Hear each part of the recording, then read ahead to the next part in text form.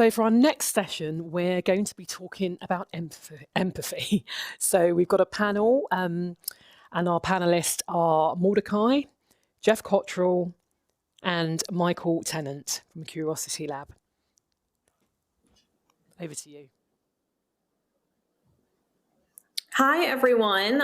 Thank you for joining us here for a curious conversation about empathy. So indeed, I am thrilled to be joined today by Geoff Cottrill, who's former CMO over at Coca-Cola, ex-Starbucks, Converse, P&G. And our panel expert really here amongst us on empathy is Michael Tennant. He's founder of Curiosity Lab and now entrepreneur in residence at Havas's Arnold Worldwide.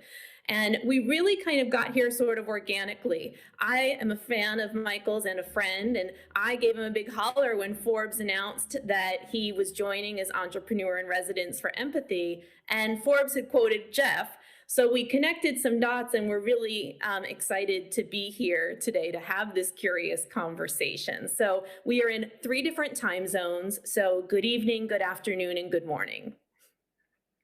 Thank you, Mordecai. You all. We had a little chat before, and the best place to start is, why are we even having to have this conversation? How did we get here? How are we in an industry that we have to re-inject empathy? And I know that both of you are working hard to get it there, but how did we get here to begin with? Did we ever have it as marketers and brands?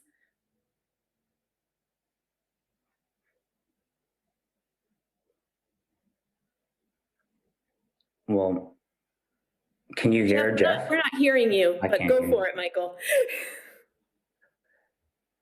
Yeah, I was going to say, I've worked for media companies, brands, advertising agencies, and nonprofits, and I've kind of yet to see true empathy. It seems, at least in my personal experience, when times get tough, protectionism steps up, and empathy for peers and the customer kind of goes out the window.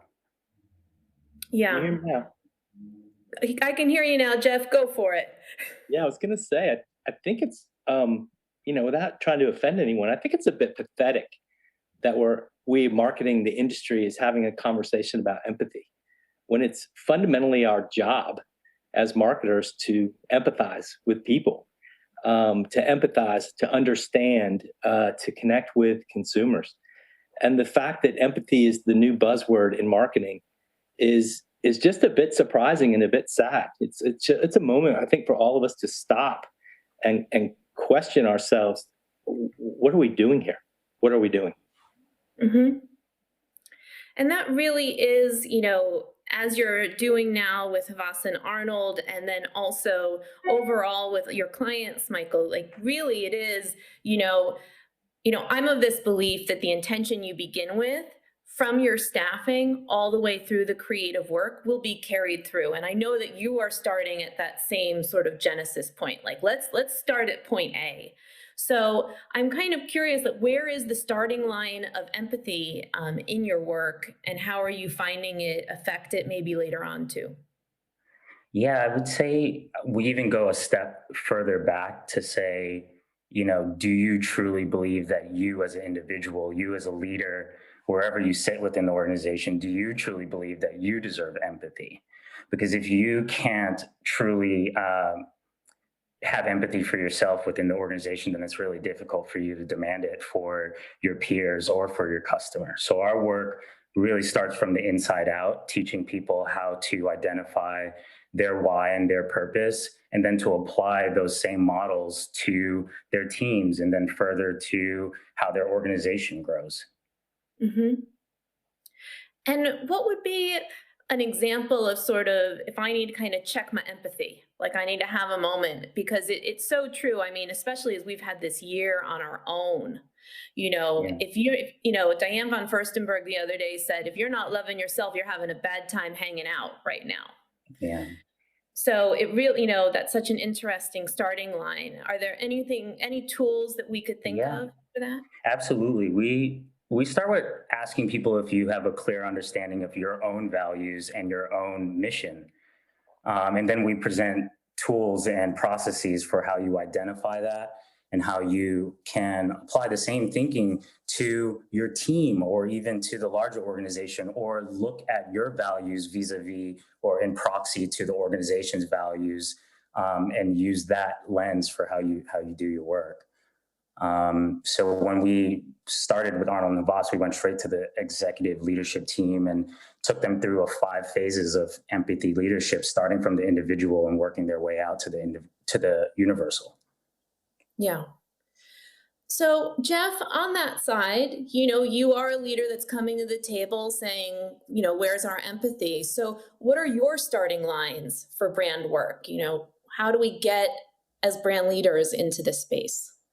Well, I think first and foremost, we have to sort of check our egos at the door. We marketers have become so entitled and so self-centered and so centered on just our brand and what we want to do, what we want to sell, and frankly, what we want to say. We're clear in the morning when we walk in the office what we want to say. We have a message to get out. We have something to sell. We want to sell more of it. And I'm not disagreeing with that, because we do want to sell things. We do have things to sell. We do want to sell more. But without taking a minute to understand and to walk in your consumer's shoes, we do a lot of research and we get back a lot of information. Mm-hmm. Like, we get information about people's frequency, what they watch on TV, what they watch digitally. We get all that information, but we don't dig in to get human insights all that often. And you have to have empathy to be able to get to the human insights, to be able to figure out a way that you can set your brand or your product up to have a great product, provide incredible experiences, or create services that are designed to make your consumer's life better. Our job is to represent the consumer in the boardroom. Like, that's our job, is to be the voice of the consumer. And if we can't empathize with our consumers, then what right do we even have to sit in the boardroom? Yeah.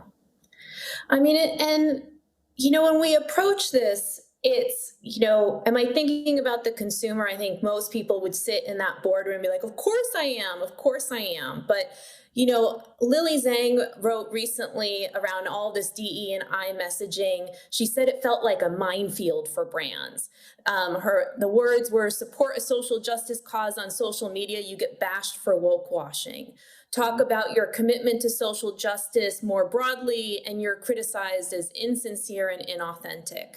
Highlight your employees from marginalized communities, you're accused of tokenism. And it really is that sort of conversation in people's heads that is just adding into this fear. And I know that can be, when I look at myself, do I have empathy for myself? How scary if I find out that I don't in the work with Michael. How scary to be facing this and the self-work involved in that space. And so, we've talked about, previously, and I know in this work that, you have to get over your fear and simply being afraid. As, there's cancel culture now.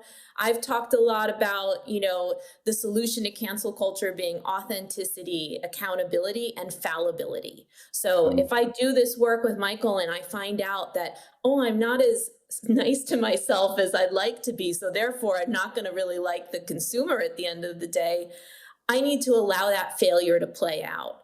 And if I allow that to do that transparently, we have a chance. But I would love to talk about, how do we push through these fears? I like to think of myself as someone that's willing to do the work. I've been in the game for a while, but my peers may not be, and there is no winner here. We are all in this together. So how do we create like an equity of empathy across that fights through these fears? So, what would we be doing, Michael, in your work? How do you traverse these fears?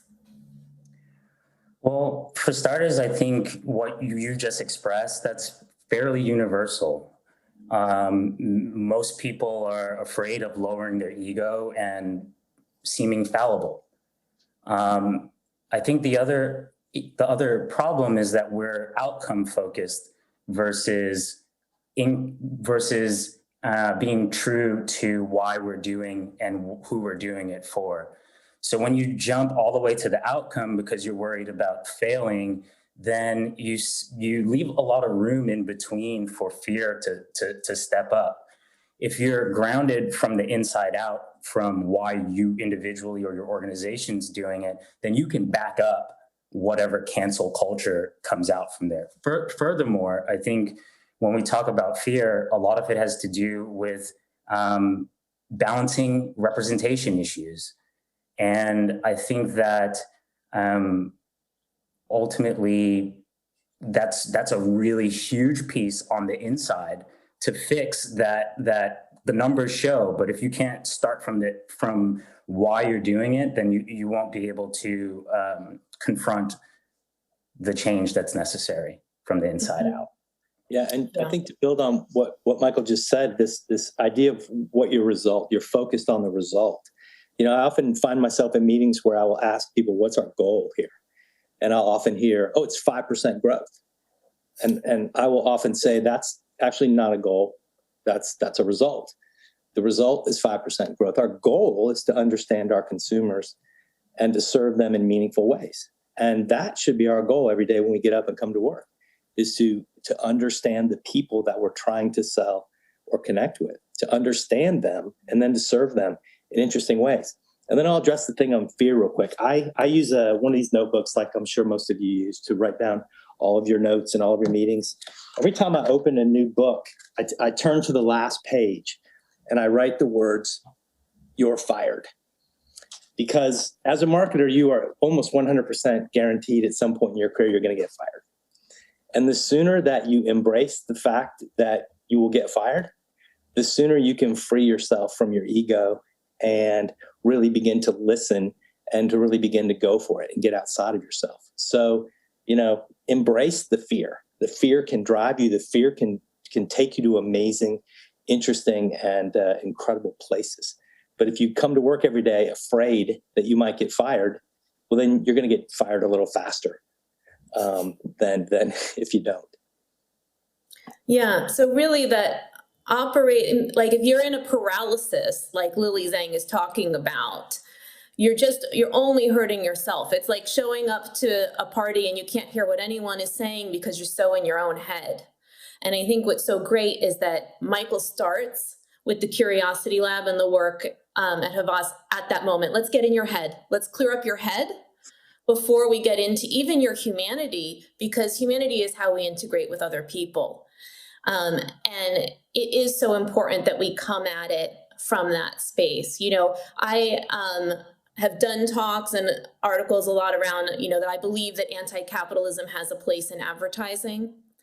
And in that, it is that tropes such as competition, that we have to be in competition with each other, that if I get a win, you get a loss. These are things that will not create us into the workforce that can traverse these new times. And also we're in a time where, because we're working from home, as my friends who have kids, they have a 3-year-old looking at them while they're having that work discussion. So you no longer have that boundary of this is who I am here, this is who I am here. It's, we're all one in this space. So we are winding down a little bit. I would love for people to be able to be in touch with you guys and, learn a little bit more about what you do. Michael, in particular, what's the best way for people to learn more about Curiosity Lab? Maybe buy some decks and explain what that is. And then also just get in touch to give you a little shout out as well. Yeah, you can find us on Instagram, Curiosity Lab, as well as our website, curiositylab.io, Indian Ocean. But also, if you want to just get started on your own empathy journey, you can go ahead and check out Actually Curious, which is a card game and a movement to spread empathy. And immediately it starts to teach you 3 key tools, which are how to create a safe space for those who are around you, how to lower your ego to listen with curiosity, and then eventually how to arrive at your own biases and help people to gently arrive at their own. So thank you for the platform and opportunity, Mordecai and Geoff. Looking forward to keeping in touch. Absolutely. And Geoff, how would you like to continue the conversation? I don't hide, so I'm on all the social media platforms: LinkedIn, Instagram, Twitter. I'm easy to find, and would love to continue to have this conversation. It's important that we are the leaders as marketers in our companies of showing people the importance of empathy. We can, in fact, make the world a better place, but I think we should just start with making our own jobs and our own companies a better place. Yeah. That's the place to start. And that's up to us to do. Indeed. And I would like to say we're all doing it. You can find me at Miss Mordecai and then also just Mordecai. We're going to continue this on Clubhouse next week. So if you follow us, we'll give you a little shout for where you can join in on the conversation. Thank you all for being here. And I'm looking forward to seeing all of the MadFest folks later because I'm talking a little bit more after this. Thank you. Thank you so much, guys. That was really, really insightful stuff. I think we've got time for a quick question, and I have a question, so I want to get my question out there. So throughout the day, we've heard words like, empathy, authenticity, relatability. These are resonating with our audience and resonating with brands. But are consumers now, are they a little less forgiving than they used to be? Of a brand maybe getting it wrong or not quite getting the message right. And then to the second part of that question, which is slightly covered earlier in terms of, does that then make a brand scared to actually say anything? I'll go to you first, Geoff, if that's okay. Yeah. I mean, we've seen a lot of fake empathy throughout COVID. I mean, when we saw the brands pull down their advertising when COVID started to be safe and in some cases to save money. But then when they came back out, it was all about, we're with you. We're with you. We understand how you feel. We are offering a touchless delivery of a SUV vehicle.